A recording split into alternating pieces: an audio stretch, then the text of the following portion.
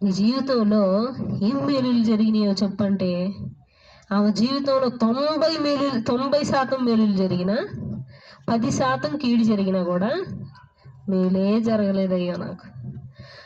ఎంత 90% దేవుడు చేశాడు మేలు, 10% నీ యొక్క అవిశ్వాసాన్ని బట్టి దేవుడు చేయలే.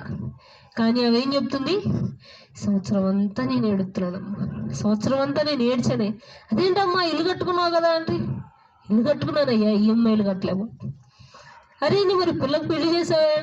పిల్లలకు పెళ్లి చేశానయ్యా, తర్వాత బంగారాలు అవి పెట్టాలిగా, అంటే నా దగ్గర అంటే ఏదో వంక చెప్తూనే ఉన్నారు. కానీ నా జీవితంలో ఇలాంటి మేలు చేశాడు దేవుడు అని నోరు తెరిసి ఒక్కళ్ళు చెప్పలేకపోతున్నారు ఈ రోజున. ఎవరైనా మేలు చేశారు కీడు చేశారు అంటే ఏది గుర్తుపెట్టుకుంటారు? ఎక్కువగా కీడే గుర్తుపెట్టుకుంటారు. ఆ భాష గారు